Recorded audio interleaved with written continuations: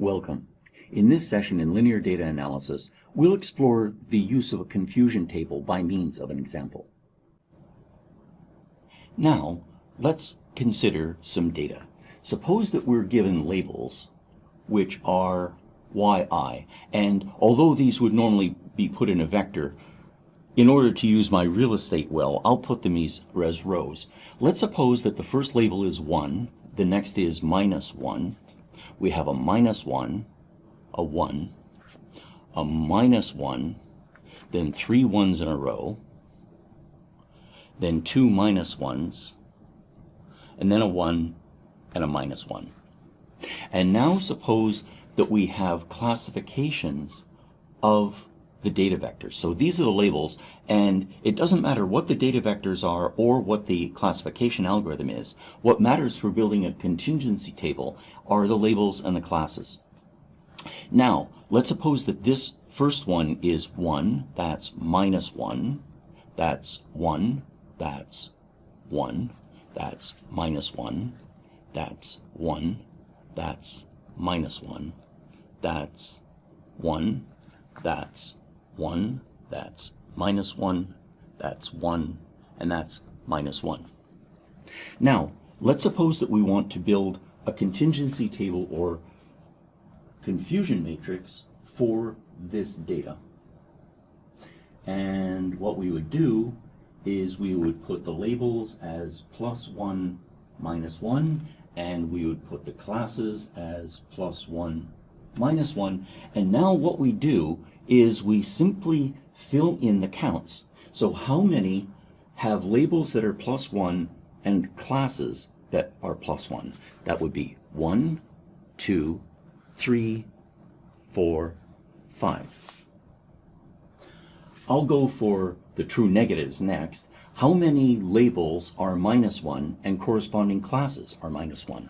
That would be 1, 2, 3, 4.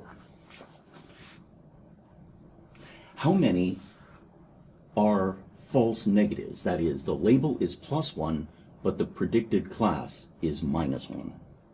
So I'm now looking along here and seeing where are +1s classified as -1. No, no, no. 1, no, no. So there's only one of those. And now let's look at the false positives. So these have labels of -1, and the classification algorithm has labeled them as +1. So now I want to see where are the -1 labels with the +1 classes, and that would be 1, 2. So there are only 2. How many positives are there in the data? Well, that would be the number that are +1. So that's 5 + 1 is 6. Let's cross-check. 1, 2, 3, 4, 5, 6. So we've done that arithmetic correctly. And how many are -1? Our arithmetic says also 6. Let's check. 1, 2, 3, 4, 5, 6. So it appears that we've filled in this contingency table correctly. Next, let's suppose that we're not given the classes. Let's suppose that we're given scores. So now what we'll have is a real number for each data vector. And let's suppose that this real number is -2.5, -2.0, -1.5, -1, -0.5, 0, 0.5, 1, 1.5, 2, 2.5, and 3.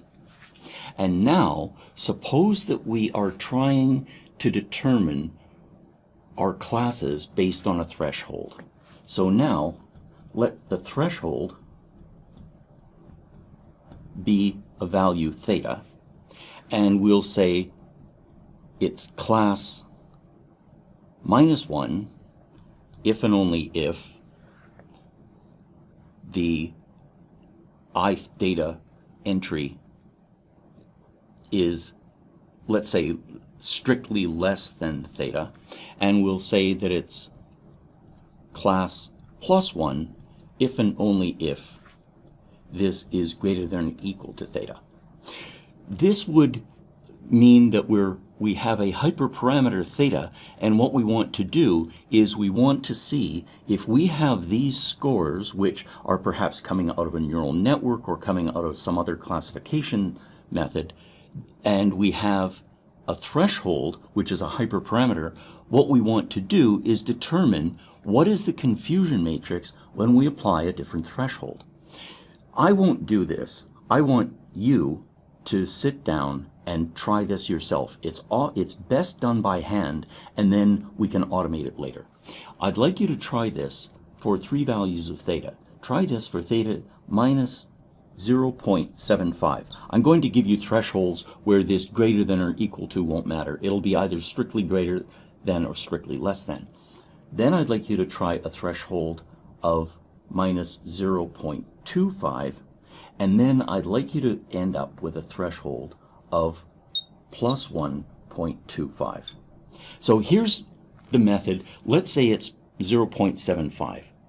What we would do is we would say every data vector, these 4 data vectors would all receive a q sub I, that is a class of minus 1, and all of these would have a class of plus 1. And I'd like you to fill in a contingency table for that. Then I'd like you to move this threshold over just by 1, so that now all of these are minus 1, all of those are plus 1. And then I'd like you to move all the way over to here, so that all of these are minus 1, all of these are plus 1. And I'd like you to fill in 3 of these contingency tables. And by doing so, I believe that you'll get a better understanding of what this confusion matrix is, and how a confusion matrix can itself be a function of a hyperparameter. So, what have we learned in this lecture? We're now able to visualize data that has labels using colors when there are only a few labels. We can threshold data scores and use that thresholded data to predict classes of that data and of new data. We're able to compute a confusion matrix for a threshold, and importantly, we're able to measure the false negative rate and false positive rate for a given threshold.